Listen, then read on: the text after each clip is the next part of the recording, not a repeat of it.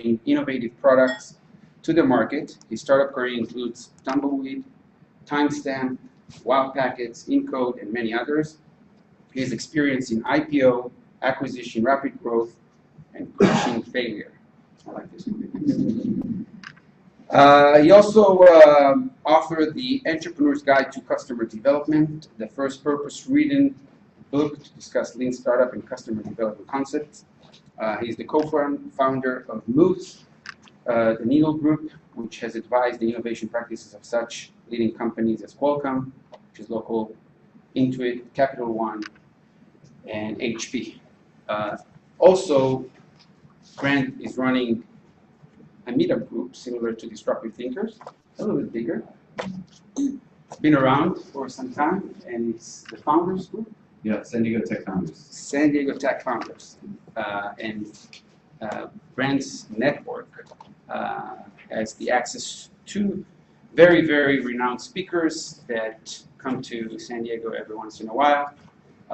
The most recent one was Brant Feld, was also a renowned author of the startup communities, startup culture. A number of books now. Number of books. And that was a very successful meeting that I happened to be out of town, so I missed it. But it's a great resource, and Brant is one of the entrepreneurial figures in San Diego, and very, very thrilled to have him today. Thank you for coming today, and we'll have a discussion group right after the lecture, and you can stick around on the network, and just don't forget, Facebook, Meetup, give us feedback, comments, and continue the conversations on social media. Thank you. Brant?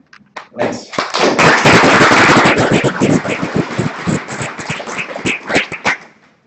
So thanks for coming out.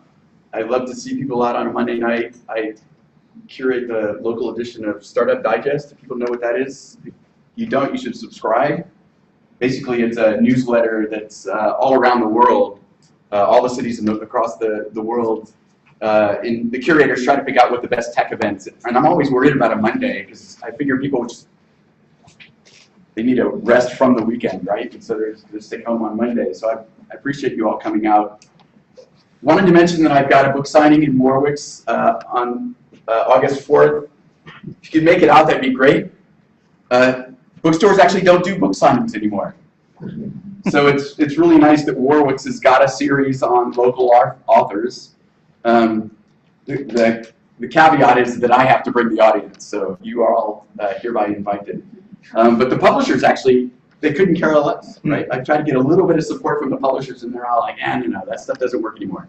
I'm like, well, actually, if you publicize it, people might come out and buy books, but I've pretty much given up on them. But a couple of other things that Nir mentioned about San Diego tech community that you might be interested in, see a lot of new faces out there for me. So I run the San Diego Tech Founders. We try to do a monthly meetup. It's less than that now. I'm either bringing speakers in or we do demo nights. So the next demo night is July 11th, and that'll be downtown. All the companies have already been chosen that are going to demo, but we try to do demo nights once a quarter. And the idea really is to get startup founders demoing in front of other startup founders. So it's a great way to hone your presentation skills, as well as see if anybody can contribute, find co-founders, find engineers, get people fired up on your ideas. So this next one, July 11th, is actually happening in the middle of a week that we're calling San Diego Tech Week. And so there's a grassroots organization here in San Diego that call themselves Startup San Diego that provides mentorship, supports events, and is going to have hopefully a website that becomes sort of a one-stop website. This is all not-for-profit, grassroots, high-quality mentoring, high-quality startups. So you can go to sdtechweek.com right now. The Startup San Diego website's not up. But if you're interested in either mentoring or being mentored, then I encourage you to look that up. It's, in my opinion, has the highest quality mentors doing any program in San Diego.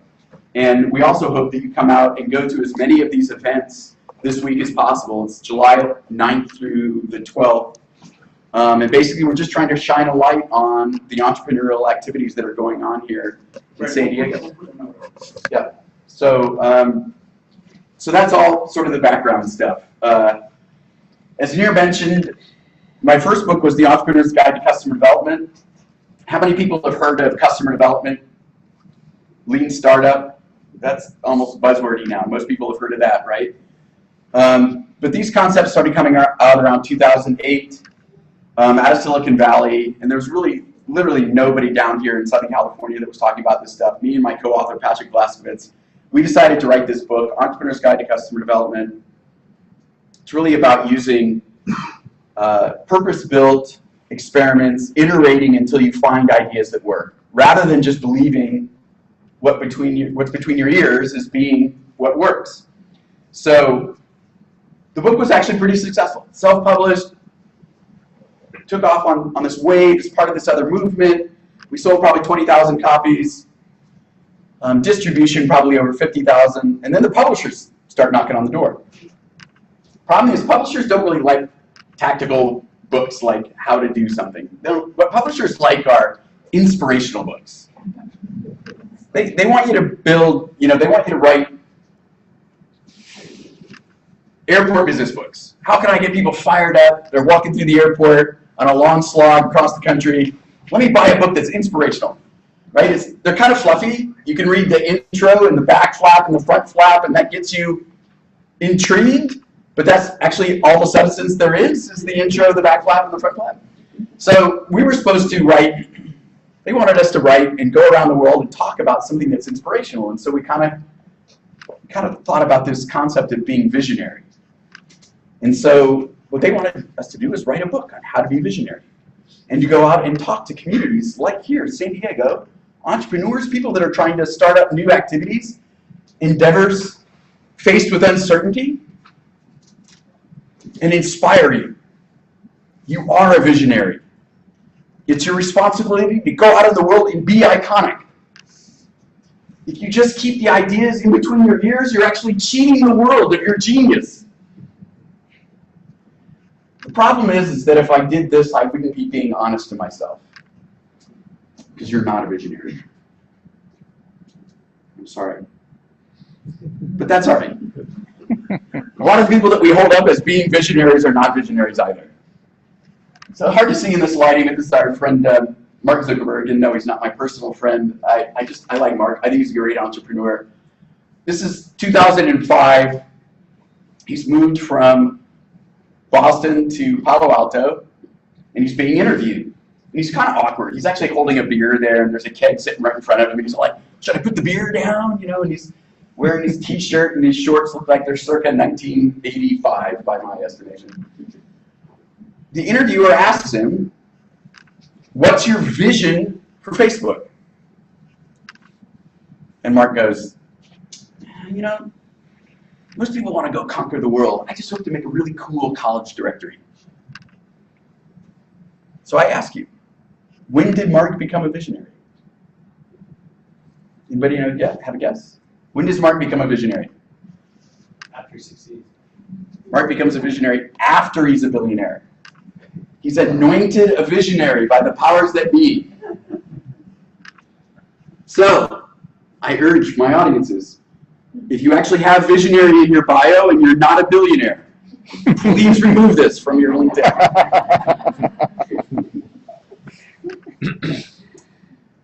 Really what we have here is a story that we tell ourselves, or that actually the media tells us. And I have all sorts of fantastic conspiracy theories about why we do this that I won't go into, but this concept of a visionary is a myth. So here are three gentlemen that we hold up again as being the very examples of a visionary. Henry Ford. Anybody know what his first vision was, his original vision? What had nothing to do with cars. He wanted to build automated tractors. Why? Because he grew up on a farm and he hated farm work. So that was going to be his career, was making tractors. Very quickly he found out that farmers actually are not early adopters. They weren't going to buy automated tractors. So he had to pivot, to use a nice lean startup buzzword, and he pivoted over to automobiles.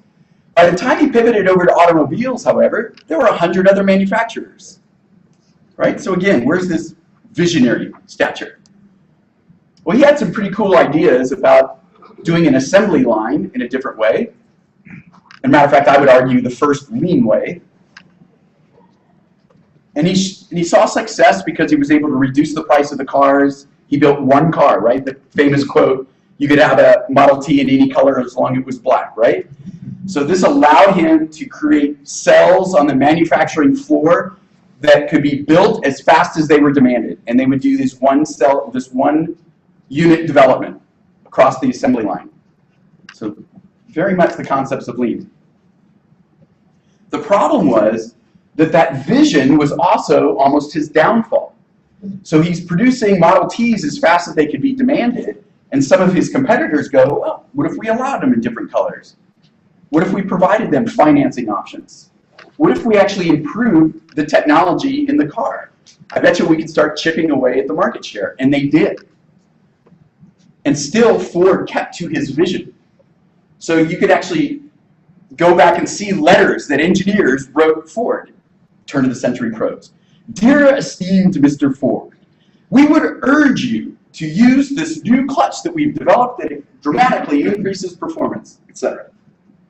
Henry Ford would read the letter, go down to the shop floor, find that engineer, and fire him on the spot. It did not match his vision. And so as the market grew, the more he stuck with his vision, the less market share he had. So there's a lesson in there, right? Steve Jobs, brilliant man. Human flaws like the rest of us, but really an extraordinary person. He had this vision of what I would describe, and this is actually part of the story, part of the narrative, right? Is we only come up with what the vision is after the fact, and then we say, oh yeah, Steve Jobs had this vision. So that's what I'm saying. Steve Jobs had this vision. He wanted to make marriage, technology, and art. When he did this on his own, unchecked, without some sort of balance from the marketplace or from peers or board of directors, he failed. Left to his own, when he tried to marry art and technology, he failed. And the best example is the next computer. So he leaves Apple, he's kicked out of Apple. Ross Perot decides to invest in his endeavor, right? And Ross Perot says, Steve Jobs, he's a genius, he's a visionary. He was too poor to go to college, and so he was tinkering in his garage and discovered this computer and changed the world. None of that's true. Myth of the visionary also includes investors, right? Investors cannot pick winners. Cannot. End of story. Fred Wilson recently had a blog post, right? He says, when everybody laughs at an idea, that's the idea that he gravitates towards. So Steve Jobs creates a box, an amazingly expensive box, a computer, has to retool, has to do all this fancy engineering in order to make the box a certain shape, a certain size. It looked beautiful. It belonged in a museum. Maybe. But it did not belong in an IT shop. And it wasn't sold and put in an IT shop. People didn't want it. They didn't buy it. The company failed.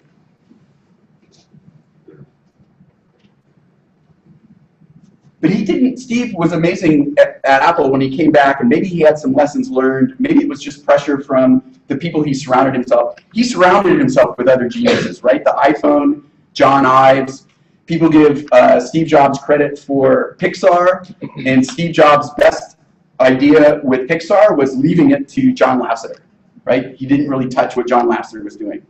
And so there's all these stories around how things actually happened. Is sort of a myth. A lot of these guys allowed Steve Jobs to take credit. Steve Jobs was certainly inspirational. He drove them hard. He had great ideas. He did want to do this mirroring of art and technology, and I love the iPhone, and I use a Mac, right? So I love the technology. It's just not the same story that we hear. And I've got another example of it that I'm going to save for later on. What's interesting is that Patrick and I like to talk about, we think that Steve learned his PR from Thomas Edison.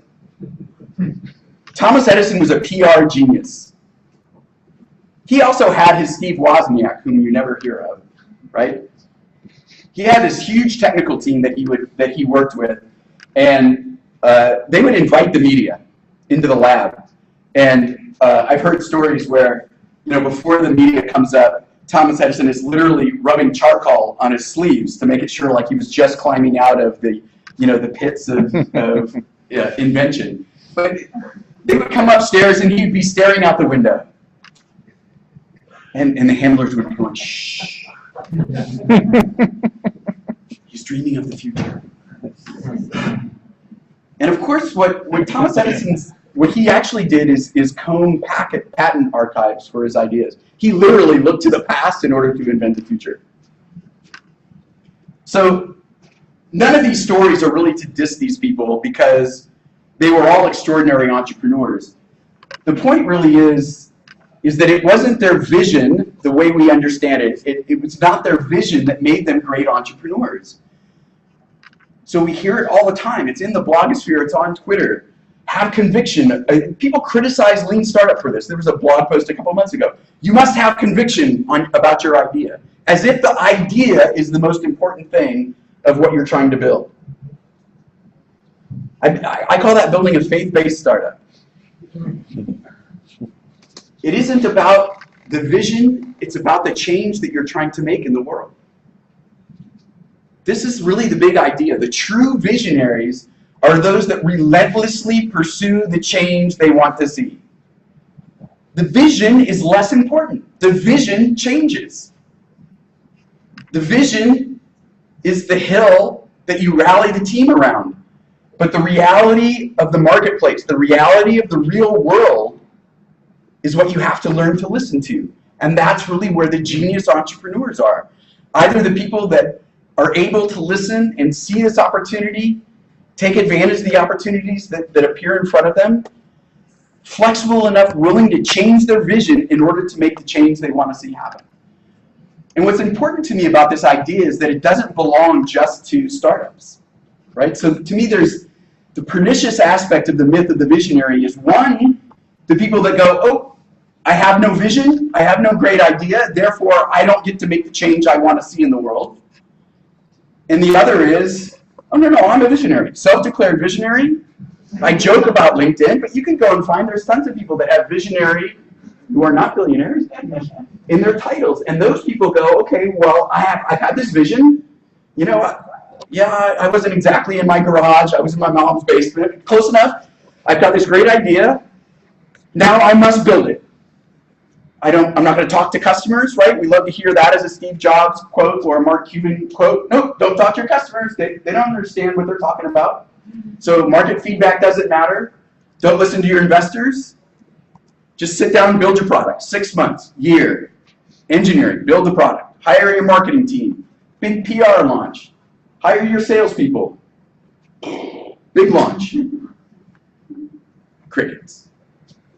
Call it like modern day, this is the TechCrunch fund, right? Not really that hard. If you're a hustler, you can get in TechCrunch. You can get tens of thousands, hundreds of thousands of people hitting your website, downloading your product. Nice vanity metric there. I've got 200,000 I got 200,000 likes. I got 100,000 downloads. I hear it all the time. Great vanity metric. How many people are actually using your product? I don't know, I'm not really tracking that. So we want to flip the myth of the vision on the head, visionary on the head. We want to focus on the change that you want to make. And again, I was going to say, it's not just for startup founders, it's anybody that wants to make a change. It's somebody that wants to, do we have any sort of entrepreneurs here? People that are trying to be innovative inside of large businesses? Right? So challenges similar, actually crazy other challenges, but part of it is that the whole business has been constructed around executing a known plan, and disruption is over here. And so the people that are trying to do this can't get any love. No money, no marketing, no sales, no love. But so empowering people to be entrepreneurial inside of large businesses. Got to get rid of the myth of the visionary. Empowering individuals to just change their life. Maybe to quit the job that they hate and start a small business. Not everything has to be $1 billion business. Despite what your venture capitalists might tell you, not every business needs to be going for a several $100 million valuation. Our economy, the backbone of our economy is built upon smaller businesses. If you can build a business that employs 100 people, that's a huge win. And if you get bought by somebody, and somebody pays $10 or $20 million for your company, and it's not a $1 billion company, that's a huge win. You're going to take your money and maybe invest it in your next idea, which is perhaps more disruptive, or you're going to just put that money back into this innovation economy that we're creating right now. So don't be fooled by this whole think big mantra. If the change that you want to make is big, and you're committed to it, and you're dedicated to it, more power to you. That's awesome. But it's not a requirement. It's not a requirement to be entrepreneurial. It's not a requirement to be a startup. You can do this inside of existing businesses. You can do this just making the change that you want to see in your life. Flipping the myth of the visionary on the head is about empowering you to make the change that you want to see, big or small. So all this brings us to lean startup, lean entrepreneur. Again, the idea being inside of a lean startup that we're not believing in the myth of the visionary, therefore we don't really know what we're up to. We don't know what we're doing. So we have to figure it out. And what I don't mean by lean is being small, right? So some people go, oh, lean startup, that means you're skinny, or it means that you don't spend money, or don't raise money, or don't have a big idea, don't want to see big change happen.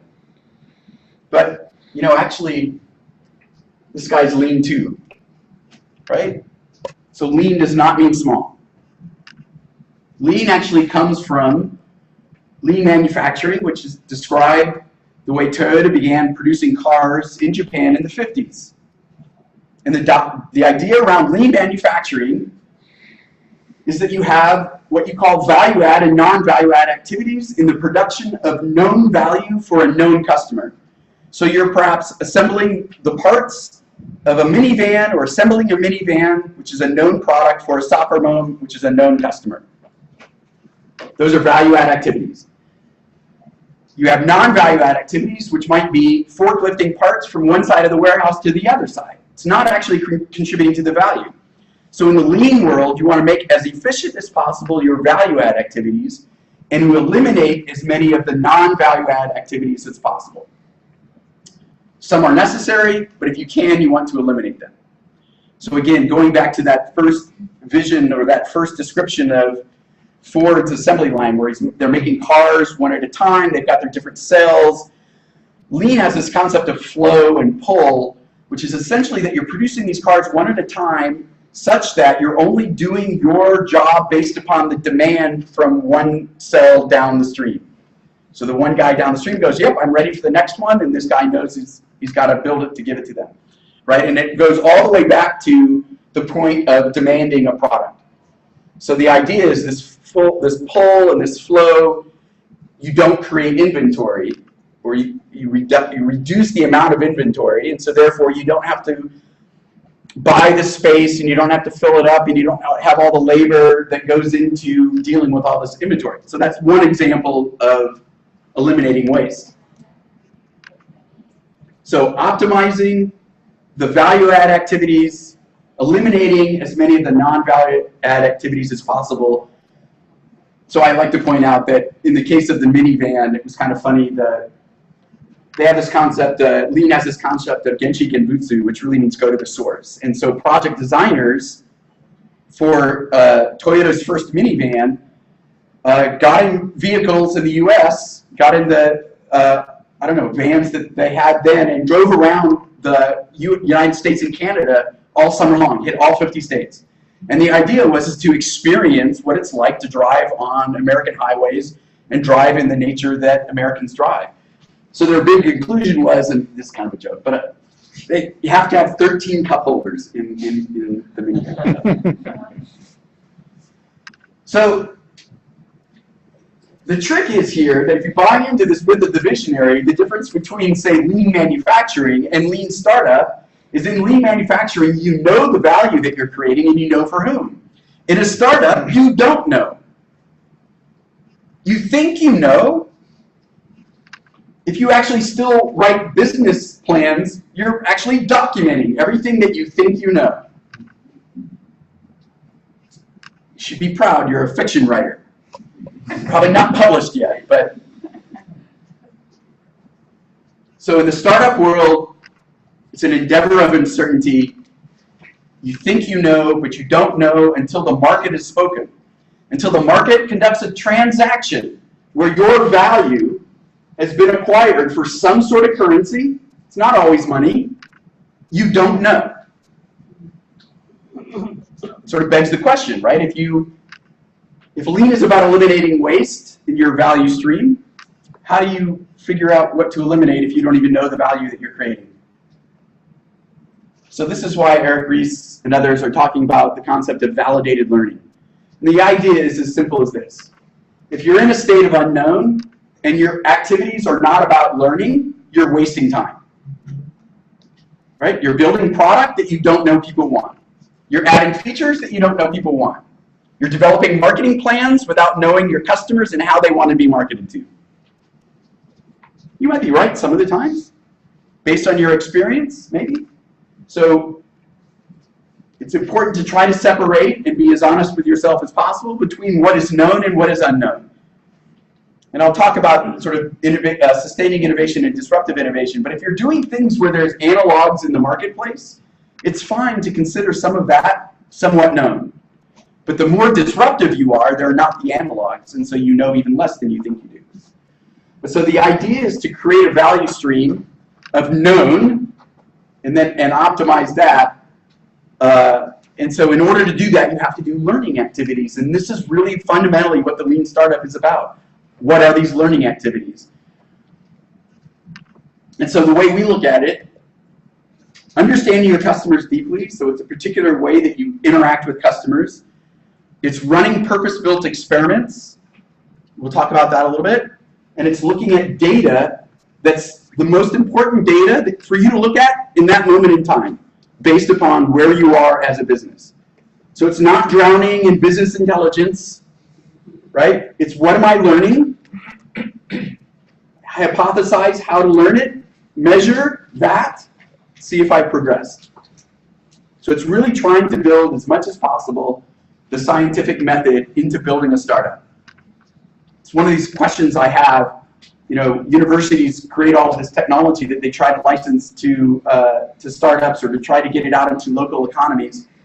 And big businesses have these labs that they put off into the wilderness. Why, when we're in science, are we willing to experiment, fail, experiment again, hypothesize, experiment? It's an iteration. We know this. We do this all through science and engineering.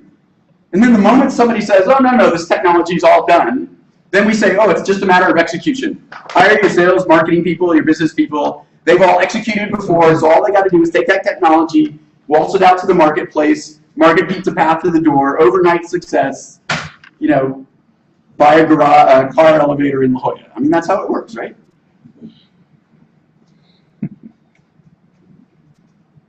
So, anybody read Innovator's Dilemma? Clayton Christensen, highly recommend the book.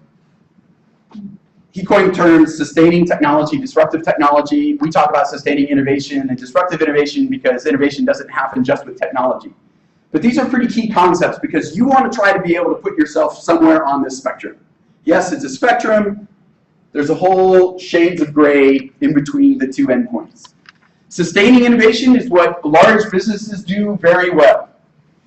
That's where all of the money is. Large market, it's all understood. Known market, known problem, known solution. You understand what the customer wants. Large businesses have gotten large because they successfully build products that they know people want, right? And this is sort of the innovator's dilemma. You're inside of a large business, and you can either invest in incremental improvements to a known market, or you can invest in some, you know, crazy idea that Ben Blank back there has, and the manager's going to go, why would I invest in Ben Blank? I know I can see what my return on investment is right here, right? So that is the innovator's dilemma. Rational business decisions mean that you continue to sustain. So Patrick my co-author likes to point out, over here, sustaining innovation is Gillette razors, right? Last year they squeezed 7 blades into their shaver. This year they've got 13. It's amazing. They've got 13 blades in that little thing. Sustaining innovation, incremental improvements in an existing market. You can go to your customers and you can ask them what they want, and you can believe what they say. You can even ask them how much they'd be willing to pay, and you can believe what they say. So in Innovator's Dilemma, Clayton Christensen used hard drives as an example because there's tons of data on hard drives. Back in the 90s, you had 5.25-inch drives, held 10 megabytes of data. People paid $250, $300 for them. The next year, new processes, new technology, they doubled the capacity. Same 5.25 drive now has 20 megabytes of data. You can go back out to that same IT manager. Do you want the 20 megabyte? Oh yeah, that's awesome. I can use the space. Oh, you paid $350 for it? Yeah, that's about what I paid. I'll take 3,000 of them. Right? So you can build a whole business plan. You can do return on investment calculations. You know the number of buyers that bought last year. You can do this, right? You got the revenue that shows it's going up. You're like, woohoo, invest in that. Sustaining innovation, big companies. Disruptive innovation, at the complete opposite end of the spectrum. This is traditionally where startups have lived. You don't know the market. Market is unknown. It's not only unknown, it's unknowable because it's never been done before. It's a brand new market. It's an existing market that's completely flipped on its head. You have no idea whether people will buy. When a startup came up with a 3.5-inch drive that didn't go into anything, that held 10 megabytes or 20 megabytes of data, they bring it out to that IT manager and he goes, what is that, a paperweight? No, I'm not buying that. Get that. I'll never buy that product. 2 years later, it's buying those in droves because now they fit inside these laptops. But when it was first invented, they didn't know. If you go and you ask your customers over on the disruptive side, you can't believe what they say. Almost all of us have experienced that a little bit, right? You go and you talk to a customer, you've got this idea, and they're just like, wow, I have no idea what you're talking about. They only understand what's in their context. So if you're building something outside their context, the feedback that you get is worthless. Asking people how much they're going to pay, it's a worthless question, even though we ask it all the time. It's because pricing is really hard.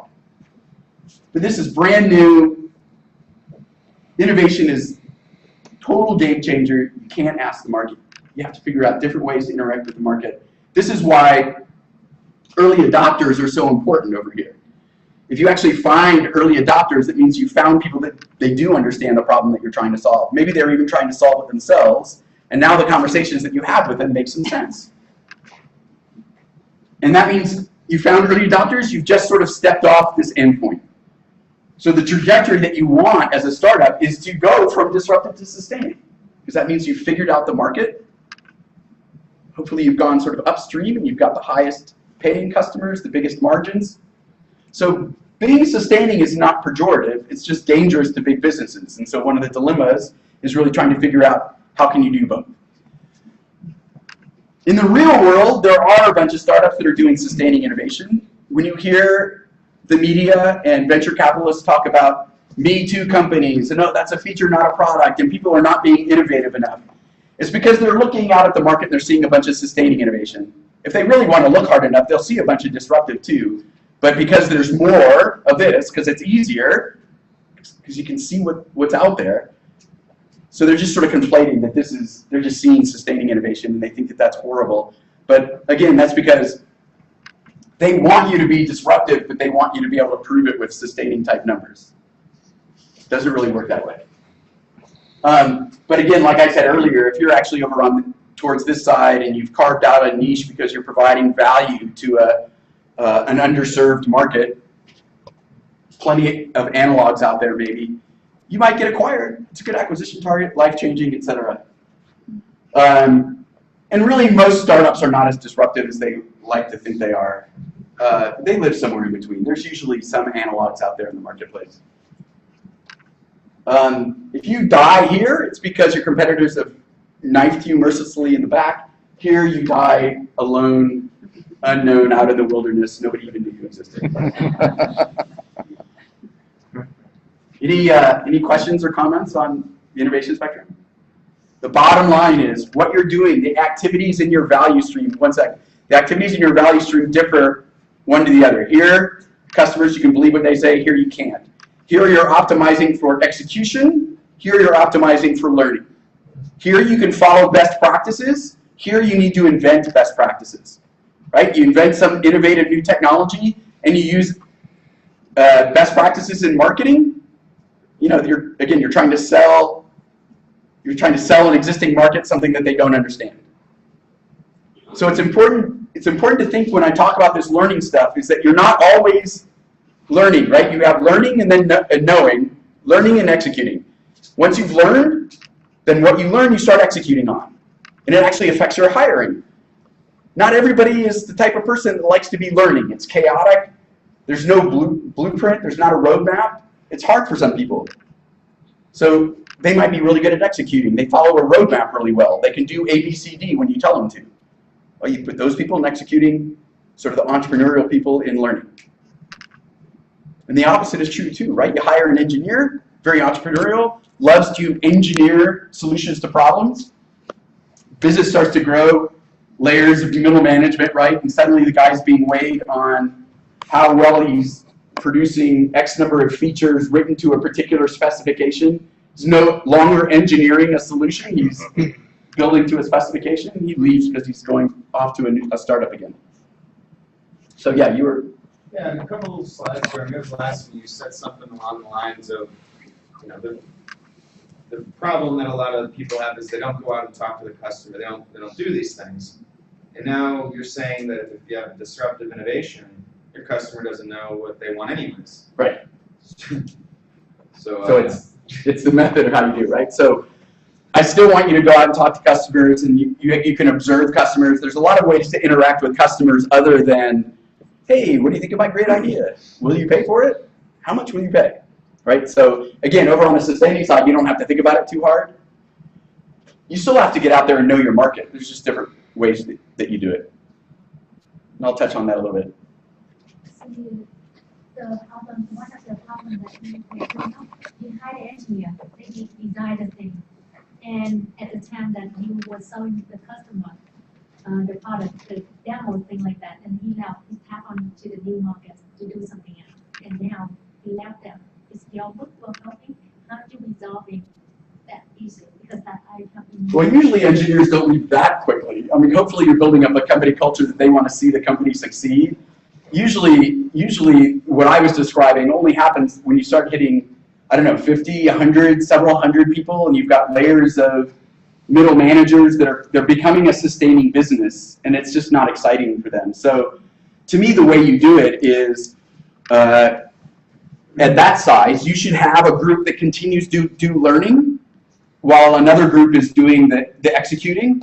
And so that type of personality doesn't need to leave the company. He can do startup-y stuff inside your company, just over on the learning side.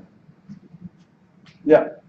What would you say is the difference between disruptive innovation and the blue ocean strategy? You know, I've never read the book, but the blue ocean strategy actually doesn't really care if it's sustaining or disruptive. It wants you to find somewhere where nobody else is. Right. Well, so if you actually can carve a niche out, like there's something here called resegmented niche. So you're taking an existing innovation, perhaps, but it's being sold to a sales force, say, right? So enterprise sales. Well, maybe you could take that innovation and you tweak it, and now you can sell it to small businesses, and nobody's serving the small business market. So really, the blue ocean strategy can apply anywhere on the spectrum. There was another? No? Let's see, went the wrong way. So here's an example, a company in San Francisco, Brant. This is an example of sort of knowing your customer. Oftentimes, entrepreneurs, the first thing that they do is they come up with their solution, and then they have to go out and try to find somebody that has the problem that they're solving. Brant actually decided that they were going to build clothes, but they didn't decide for who. And so what they did is they went out and they found a market segment. So their market segment are people who bike to work. So there's communities of people that bike to work all across the country. People blog about it. People hang out on forums. They do offline meetups. They ride bikes together. So they go, okay, we're going to build a pair of pants for people who bike to work. Little flag there, pull it out, it's reflective, flip up the cuffs, they're reflective, get to work, tuck the flag back in, pull down the cuffs, look like you're wearing slacks. They made 100 of them. 100, that's it. They didn't launch this in Paris or New York. They just reached out to their existing community and said, what did you think? People loved it. Rocket ship. Seriously, they've got now a whole line of clothes for people who bike to work. They had another idea. Oh, let's build clothes for foodies. Again, the community exists. Laugh before I even get to the punchline. You already know what's going to happen. I don't even need to tell a story. Right. They had an idea for a garlic t-shirt, and they were going to release it the first day of the garlic festival. Yeah, they made 100. They reached out to this community. It already exists. Wah, wah, wah, wah. Failure. But they only made 100 of them. Key is in their name, beta brands. Everyone from the administrative assistant to receptionist all the way up to the CEO comes up with clothing ideas, market segment ideas, and they come up with a new line of apparel, new piece of apparel, 1 or 2 times a week. So really the key lesson to here is knowing your market segment. And your market segment is not demographics. They couldn't care less the age, gender, income, whatever else of people who bike to work. It's a shared pain or passion. That's your market segment. AppFog. Anybody familiar with AppFog here? These guys actually just got acquired, so they had their exit. But this is a great example of running purpose-built experiments. So this guy, Lucas Carlson, kind of hacker guy, hangs out on Hacker News, market segment alert, hangs out on Hacker News, right? Does projects all the time. People are talking on this thread about building a Heroku for PHP. In other words, cloud services existed for this other development language called Ruby on Rails, and he said, we need it for PHP. A bunch of people are talking about it. And he's all like, nah, I'm going to build it. It's late one Friday night. He's all ready to start coding. His wife says, honey, it's late, come to bed. He goes, all right. Puts up a landing page, 1-page website. Building Heroku for PHP. Click here, give me your email address if you want early access to the beta program. Posts that up on Hacker News, goes to bed. Wakes up, 800 people signed up. It's like, damn, I'm onto something, right? So he starts coding. Coding. Week go by, coding. I'm going to build the best platform, cloud services platform for PHP. These customers are going to love me. Coding. 3 weeks go by, 4 weeks go by, coding. He has 4,000 people signed up for early access to his beta program. He's all, if I continue along this path, it's going to take me 6 months before I have anything to show them. What's going to happen to them? I'm going to lose these people. Yep. So he comes up with this ingenious plan. I love this. So he's already done 1 experiment. He's going to run a 2nd experiment. We call this a high hurdle experiment. Completely opposite to what every one of you is thinking, what you would do with those 4,000. You would imagine we turn them into 8,000, right? Because the more customers you have, the better off you are, right? No, he did the complete opposite. He wanted to get rid of them. He devised a scheme to get 2 dozen, 3 dozen of those 4,000 people into his beta program. So he decided to create a survey, breaking all marketing best practices. It was not a 9-question survey with radio buttons and checkboxes and pull-downs that you could finish in 9 seconds. It was 9 pages, open-ended questions. Why are you here? What's the meaning of life? What do you want out of this program? What's your favorite color? Anything to get them not to fill out that survey. 2,000 people filled out that survey. So he actually read every one of those. He did some data mining on it. He uncovered the fact that even though he was his own customer, right? He was his own market segment. What he had prioritized was completely opposite of what most of that 2,000 people wanted prioritized. So he scrapped what he was working on. He thought of 3 or 4 features, just 3 or 4 features, that if he built those 3 or 4 features, he would fulfill the promise that he's making to them such that they would buy, that they would go for it. So just these 3 or 4 front-end features and the back end just for that. Release the product, rocket ship, just a rocket ship. Raised $10 million, just, and like I said, he just got acquired like last week. I told that story at a coffee meetup I do on Wednesdays. Panikins in Del Mar, welcome to come every Wednesday. I'm not always there, but I see several faces of people that are here. It's actually a cool group. So you gonna catch all that? Panikins, Del Mar, Wednesday morning, 9 to 12. Welcome to come. But Is it Del Mar too? That's one in Acadia, right? It's not Lucadia, it's not La Jolla, it's not downtown, it's Via de Via Del Mar.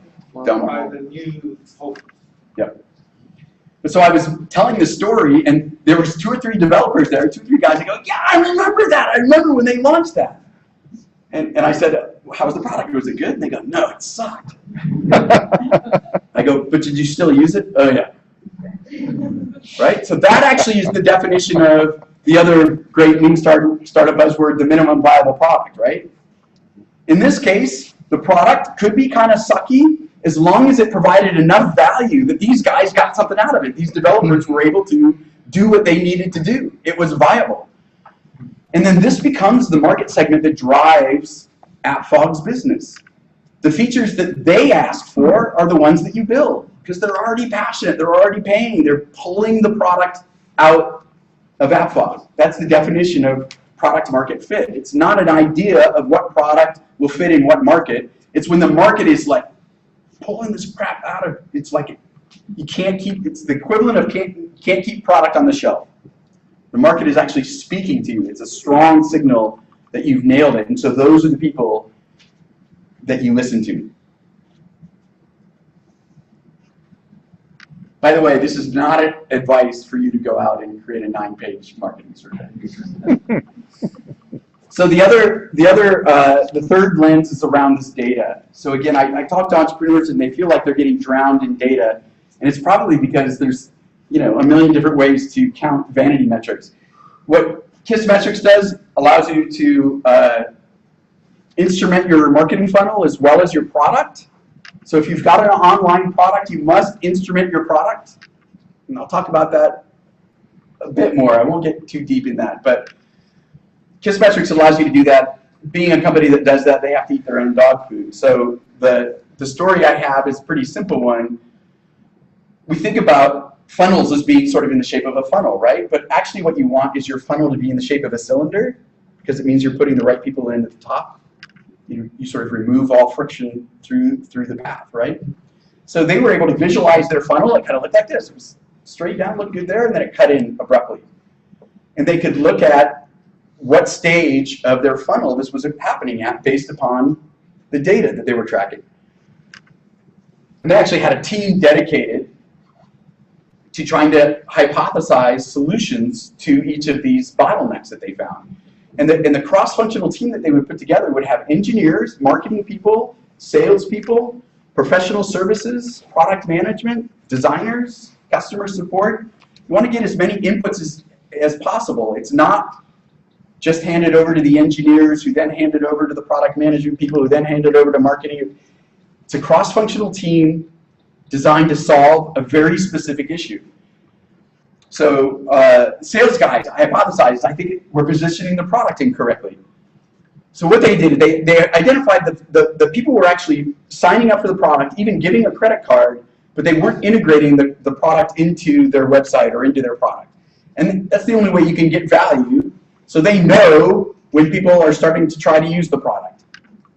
So that's instrumenting product alert there, right? So they know when people have integrated, and they can see that people weren't integrating. So sales guy says, well, I think we're maybe positioning the product wrong.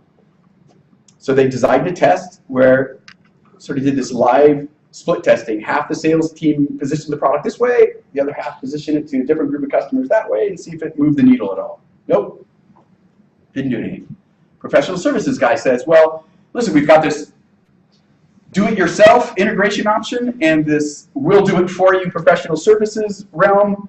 What about, let's just add something that's right in the middle, where we give them tools and some amount of training, but it's low cost. It's right in between. So they put that up on their website, split testing, boom, increased conversion 25%. Awesome. Let's go on to the next problem. What's the next bottleneck? So the data is all about what can move the needle of your organization today.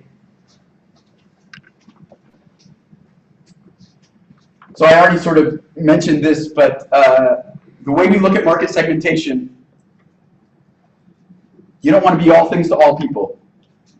You're trying to actually find a narrowly defined segment. Entrepreneurs hate it when I tell them this. You're trying to find one type of fish. You're going to dominate that kind of fish, and then you're going to fish for other fish. Right? So if you want to go after white sea bass versus halibut, you use specific line, specific tackle, specific bait.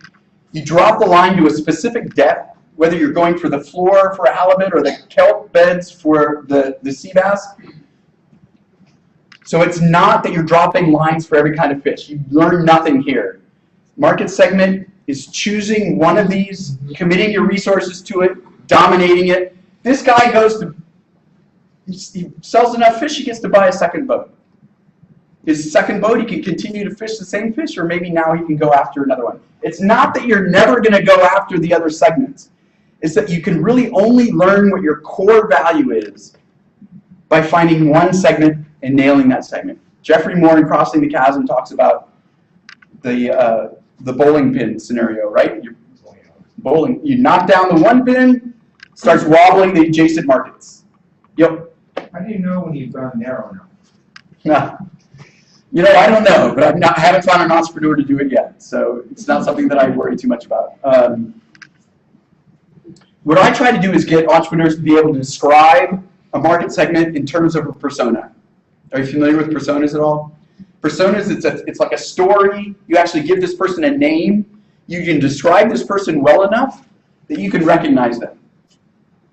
So Mike Volpe, CMO of HubSpot, very successful content marketing company, he told us about his persona. It's Mary the marketer.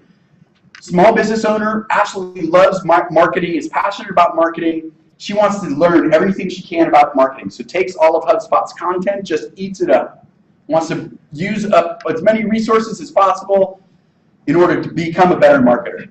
Can't remember the name he gave to the other guy, Lou, somebody who was a successful small business person, understood the need for marketing, but didn't really care about marketing itself. He really wanted somebody else to do it for him, or he wanted turnkey processes that he didn't have to worry about.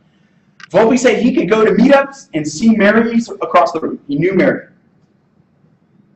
So it's defining it well enough that you can recognize that person, because that's actually who you get to go talk to. Alina here was in a group at Lean Startup Machine in Los Angeles. Lean Startup Machine is a hackathon. It's a workshop where you get to learn Lean Startup principles versus just building product that nobody wants. And so Patrick and I went on and on for an hour on this market segmentation stuff. 15 minutes after, team raises their hand. Oh, we're having a hard time with our market segmentation. And actually, I should probably even show this one next. What I already mentioned is shared pain or passion, not demographics. If you're building a square hat, you sell to blockheads, not people that are 19 to 25, drive BMWs, hang out in NCAs. So anyway, working with this Lean Startup Machine team, hour of this. Exercise, show them how to do this, 50 minutes. Oh, I have a problem. All right, what's the problem you're trying to solve? Or no, whose problem are you trying to solve? And they go, all people who buy clothes from brick and mortar stores. Nice. What problem do they have? They can't find clothes that fit. What's the solution? My app. So the typical questions I lead them down are exactly like this. So ask yourself these questions. If you find yourself doing what almost all entrepreneurs do when I ask them a question, who's your target customer? They go, everybody. I go, okay, so is it everybody that shops in brick and mortar stores for clothes? This was in LA, this was in Santa Monica. So I said, is it the woman that goes to the Santa Monica boutique that's right down the street and the woman that goes for the Ross dress for less? No, it's the Santa Monica boutique. All right, good. Is it the young hipster woman that's going in there, or is it the older lady that still wants to look fashionable? Oh, no, it's the young hipster. All right, well, we're making progress. Well, what is she trying to find? Is she trying to find a summer dress, or is it a cocktail dress? I don't know. She's going to go out that night and party. She's looking for a cocktail dress. I go, fine, good, that's a good enough description. I bet you can go find that person. And they did. They walked down to the Santa Monica boutique. There she was.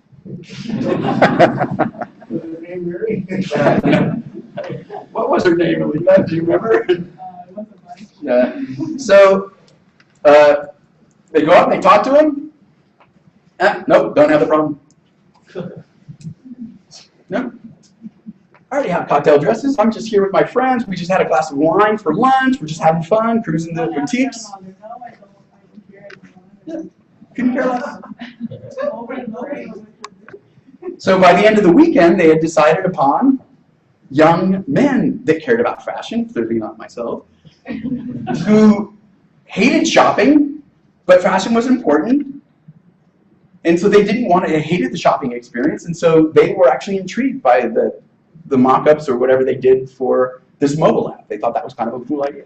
So they sort of iterated all the way from this one persona to another persona.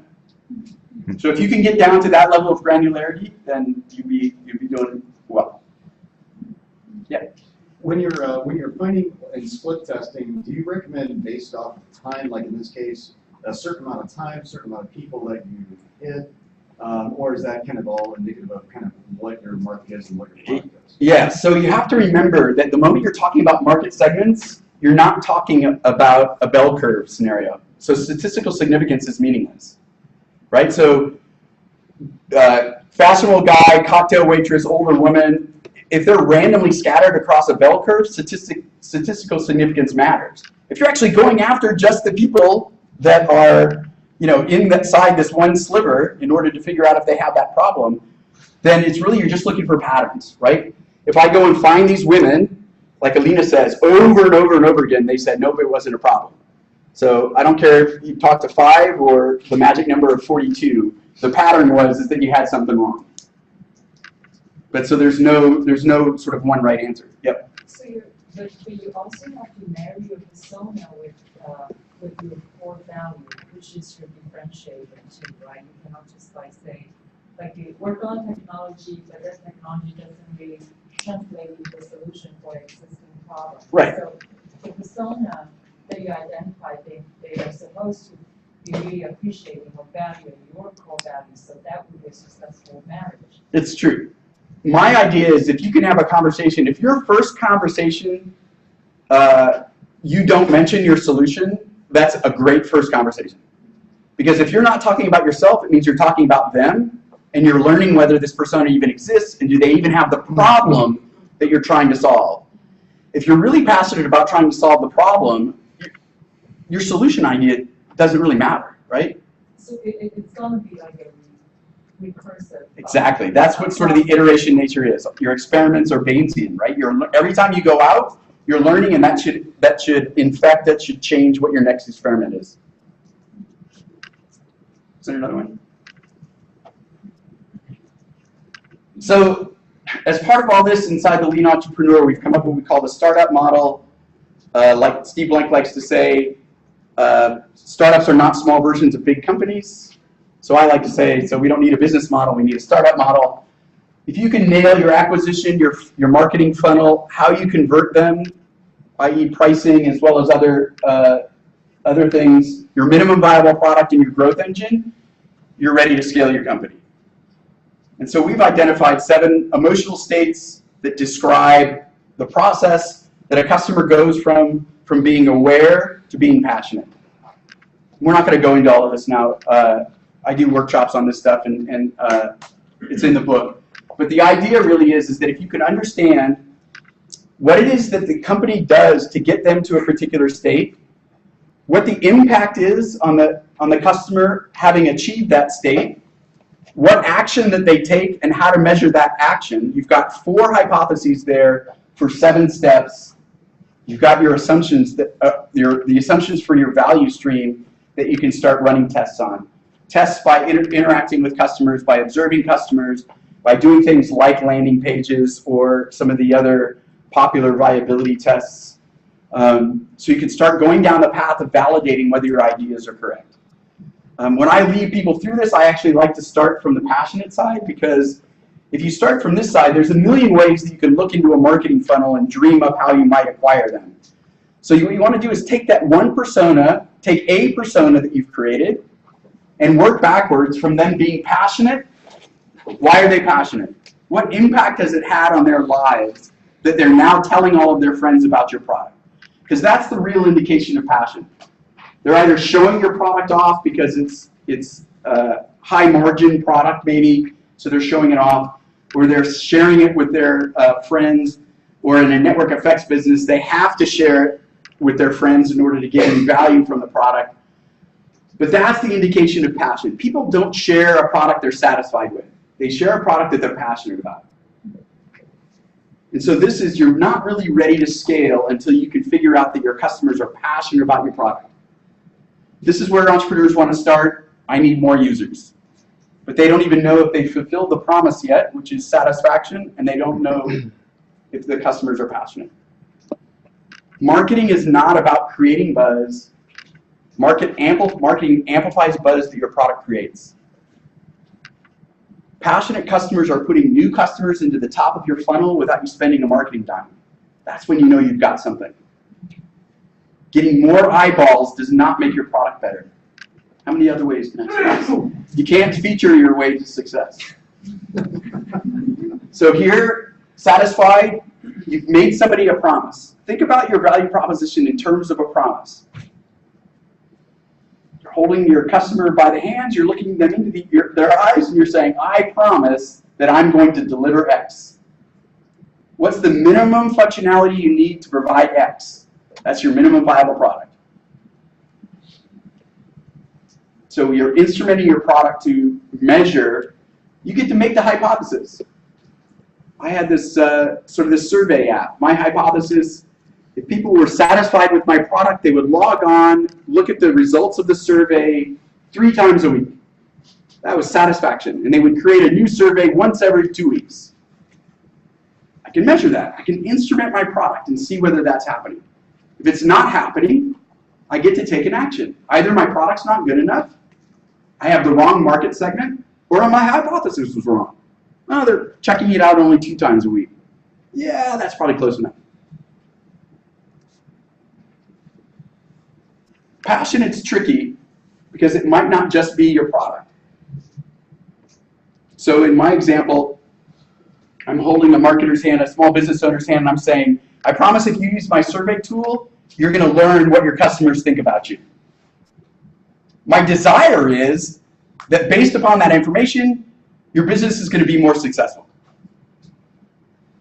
So my hypothesis is that if in fact her business becomes more successful, she's going to be passionate. But there's only sort of so much I can do, right, with my product. And so oftentimes you have to think outside of your product in order to get people from satisfied to passion. It could be, big brands are doing these things. They change their packaging to try to get from satisfied to passion. They donate money to charities. They become green. These are all ways of trying you to become loyal so that you'll repeat purchases, go back to them, become passionate. HubSpot's really is their content marketing. Their marketing itself creates value. Completely aside from their product, their marketing creates value. So is there somewhere outside of your product that you maybe create this value that gets people over to passion? In the example that I gave, I could do sort of similar to HubSpot. Maybe there are videos or content that I can create that makes people not only use my surveys, but uses them more effectively, and they become better business people, which increases the likelihood that their business is successful, which increases the likelihood of them becoming passionate. Could be marketing to them a different way, selling them to a different way. The last thing, the one I'll mention is this hopeful one, because that one's really pretty interesting too. Hopeful is somebody's bought your product or created an account, they log in for an online product, and then they're like, okay, what do I do now? Right? Blank slate effect. You kill your product with a blank slate effect. You need to understand so well what that functionality is, the specific functionality that fulfills the promise that you're making to them, and then you move that functionality as early in the process as possible. The longer it takes for them to even try realizing the value in the correct way, the less likely it is for you to get a successful product with that customer. So the other example I like to use is you buy an electronics toy for a toddler, right? Big old ride-in car or something. Open it up, help the kid open up the toy, and you go, ah, snap, I forgot to buy batteries. Run off to the store. By the time you come back, kid's playing in the box. Couldn't care less about the thing that was in the toy. That's stamped on the box now, right? Batteries included. So that's what I have for you. Hopefully you found that helpful. Do we have time for questions, or you want to break out right away? Or? Yeah. Anybody we have answered some questions as we were going along, but happy to. Yeah. Do you not have those slides online anymore? Yeah, you know, SlideShare. I'm not sure if they're up yet, but I'll be sure to put them up. Let me help with this one. Okay. So what we've done here as part of the disruptive thinking model, we've been broadcasting this live. So if you're at home now, you'll probably be able to see it live now with Google Hangouts. And it's going to be on our website, which is disruptivethinkers.org. So if you go to what we do, you have two programs. One of them is the Entrepreneur Academy. You'll find it.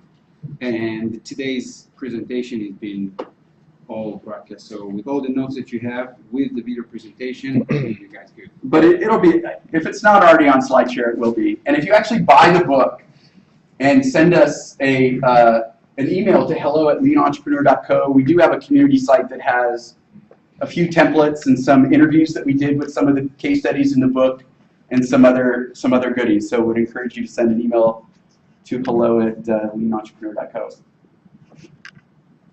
Yeah. I come from a manufacturing industry where it was very little innovation moving forward because it's minimum runs and very expensive runs manufacturing.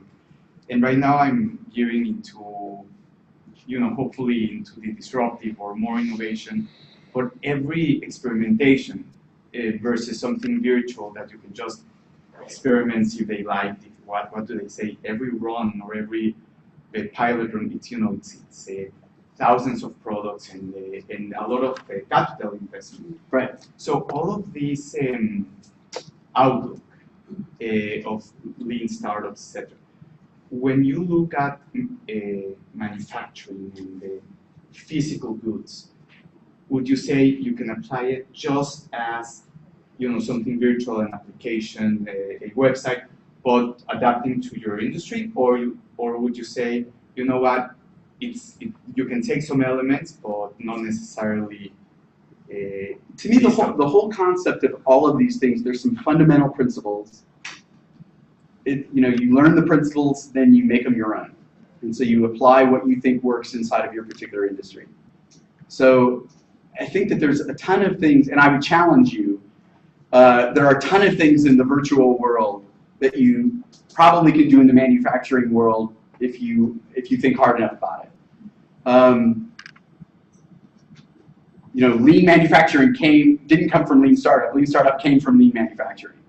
And so what we're trying to add in is the concept of running purpose-built experiments to try to eliminate market risk. You probably don't have technical risk, but the concept of prototypes, hardware prototypes, existed long before people were talking about lean startup stuff. And there's a guy that's a case study in the book that did machine vision, putting cameras along, manufacturing in order to get rid of defects. And he used a lot of these principles, even though he didn't call them that. But a lot of it is understanding what your customer's implementation like is, and so it's going to the source and working with a few of them in order to make sure that you're building the right product and getting them to invest in the product development if you're solving a big enough problem. But there's interesting ways that, since most of the world has gone online, we've run into a lot of people doing crazy stuff with like landing pages, right? There's this guy that had this innovative way of folding proteins and folding proteins. And so he actually didn't understand why it would work for some proteins and not for others. And so he was all like, oh, how do I do this kind of stuff? Put up a landing page, say what it is you can do, give the examples that it'll work with, put a big call to action is, do you have a protein you'd like to try out? Put that landing page as an ad in a pharmaceutical journal. Right? I mean, you can still drive people to those type of landing pages. Or it could be another possible style of viability test is called the mechanical Turk, right? Where people think that they're buying the product and then you have somebody doing it behind the curtain, right? The Wizard of Oz. Or there's a concierge model where somebody buys it and then you just perform it as a service until you figure out what inside that process can be automated, and you just automate it by time, starting out as a service. So I mean, I think that the key is to come at it with the idea of, yes, I can use these principles, how creative can I get? If it takes you as much time to manufacture something as it does to run a test, well then do the hardware. But if you can actually come to a decision point using something virtual that saves you time from building something that nobody wants or it doesn't work, then that's a big win. I mean, really the bottom line is that's what the point is. If you decide that there's no test that you can run and you've decided to just build the product, how bummed out are you going to be if that product was wrong? That product is a test, right? That product is a test. And so if there's a way that you could try to prove the viability before you actually spend the time manufacturing, then you'll save yourself a lot of time and money and heartache. Yep. The principle we discussed today, you kind of answered this a little bit, but is it different if it's a product-based or service-based company, or it's the same? 'Cause I mean, obviously you approach them differently, but even testing and even with. Yeah, well, it's a good question. I think with the service-based business, though, there's no need. I mean, you can test it tomorrow by just going and trying to sell it, right? So I mean, it's what you're really trying to eliminate is the production of stuff, right? Of marketing, of selling, of product that's wrong. If it's a service, I just go sell it. I mean, does that make sense? It does. I was just thinking that even with service, you have to, sometimes in theory people love the idea. I mean, Right. On the first testing, you just say, "How do you think of this?" And I say, "Yeah, I love it." And they actually try it, and then the response is not. Like, what happens when they say they love it? Right. So flip the conversation. So don't talk about the solution. Talk about their problems. Your service is supposedly solving specific problems that they have. Create a persona. Who would be the most ideal person that would benefit from my service? Find that person. Validate whether they even have the problem to the depth that you think they have it. The problem with all of these type of things, both products and services, is we know that they've got the problem, but when you talk to them, it's not a solvable problem maybe. Or it's a problem, but it's low on the list compared to all of the other problems that they're facing. And so, yeah, you know, maybe they have it, but if you can't solve these 10 other things, they're not going to pay you to solve this one. So try to have a conversation where you don't pitch your idea. Try to have a conversation where you learn whether they have the problem into the depth that they have that problem. Yeah. Yeah, have you been working on or thinking about, you know that there's a lot of entrepreneurs with a good idea have not successful, like almost like 1% successful. Right. To make it out to the market and make it profit back sometimes like that. If you thought about writing a book how collaboration because all entrepreneurs, engineer market, company service market, any of that they have similar like want to do something. Yeah, I'm not sure what book you're suggesting I'm writing. Have you ever think like can we all of that collaboration, the entrepreneur? Can't we all just get along? At some point now we can collaborate and then reduce the production line, how we invent the wheel. Yeah, I'm not sure. I'm not sure I can write that book. I was actually just I don't think I brought it with me, but sort of the great grandniece of Thomas Edison just wrote a book, I think last year, where she was talking about collaboration. I'm wondering if that might be something you'd be interested in. But I'm not sure that's a book I can write. Yep. So I really like the idea of the experimental test. I love it. And my question is this: let's say that you got a product and you got a room full of people, and you actually create an opportunity where you get to show them your product, they test it out, they give you tons of feedback, and you go back to the lab and you tinker and you tinker. Do you take your revised product to the same group of people to see if they like the improvement, or do you want fresh people that have never seen the old one? Like what? Well, I think you do both. I mean, I actually like. So I'm going to assume for a second that it's not a group that you're doing it individually, because groupthink actually can take over groups. So I actually want you to get to know each of these people. You validate whether they have the problem, and if they don't, you don't show them the product at all. So you're actually trying to weed out from this is what I recommend. If you're doing a consumer app, find 10 people that have the problem that you think they have. And now you start proposing your solution to them. Out of those 10, how many of them think that your idea sounds right, that they might use it? If it's only 5, kick the other 5 out, bring another 5 in. Keep your sort of customer advisory board full of 10. And if you're a B2B, probably only need 3 or 4. Now you're building the product with them. As they drop out, you refill them. But so I actually think that your protection is, against competitors, your protection is understanding your customers deeply and the relationship that you form because you're solving a real problem with them. So I think that if you can maintain that relationship, then you've got a head start. Anybody else? Yep. Can you go back and Start over? no. Go back and explain the part where you're talking about the Sustaining versus disruptive? the people who are passionate. Oh, yeah, passion. That's Right. what Do you have a specific question around that? No, I just want it was a little. All right. It's So if I make it, yeah, I was talking fast. I started doing that.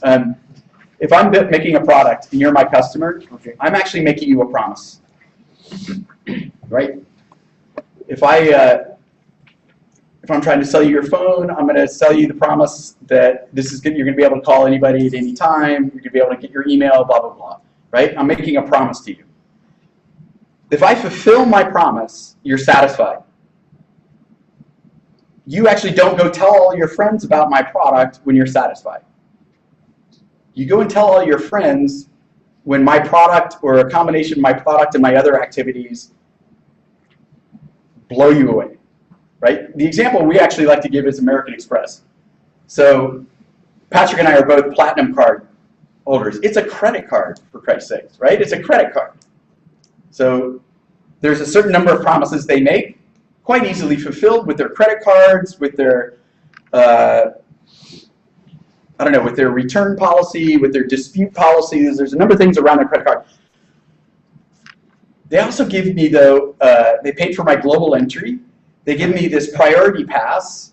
They give me all of these features that when I'm going through the airport, you're standing in line and I'm not.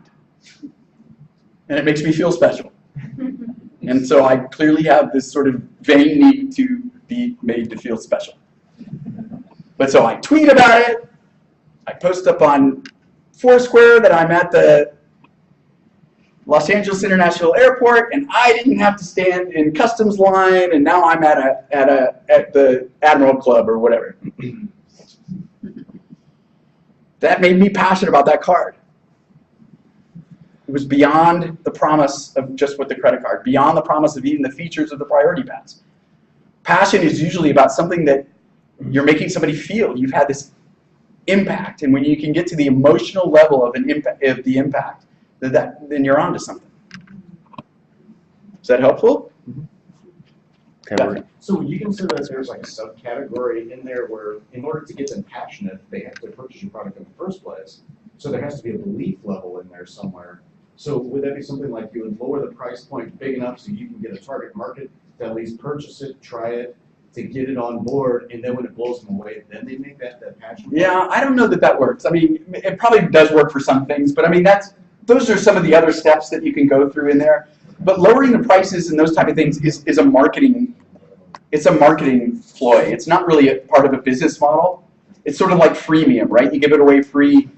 No, I mean, people do freemium and it's successful for them, but if you're trying to measure passion, it's got to be around the context of the product that you're going to make money from, right? So the freemium model, I like to joke, it's if possible, you're selling somebody a product, you found a customer, they're willing to pay you money for a product.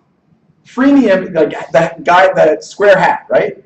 Oh, I found a blockhead who's looking for a hat, I make square hats, I sell them, give him the hat, he gives me money. Nice, simple business model. There's no reason for me to now purchase visors, give them a visor first, and upgrade them to a hat later. Maybe some businesses that worked, but think about discounts and those type of things as marketing ploys, not as, is my product actually achieving the level of satisfaction and passion I need to build a real business. All right. That's Last it. question. Oh, we got one more? Okay. Yeah, so for your survey questions, are you actually going for, since it's a relatively new product, new customers or customers that have bought your product before, help them make your product? In what context? Into what survey? I mean, people might not even ever use surveys. It's just to find out more information about what they want about the products that I make. Right, so surveys are generally good over on the sustaining side, they're not so good over on the disruptive side, because you're writing canned answers, and so you could be completely wrong about all the canned answers that you're providing. So I don't recommend, if you're over on the disruptive side, I don't recommend surveys at all unless you're trying to find a list of people that you can contact and follow up with. But moreover, on the disruptive side, you want to take people out to lunch, buy them coffee, invite them into your business. You want to have real conversations to try to learn about what's the day in the life without your product. Is there a real problem worth solving there? Can you really have an impact on that person's life? You can't really do that with a survey. Thank you. Okay, thank you.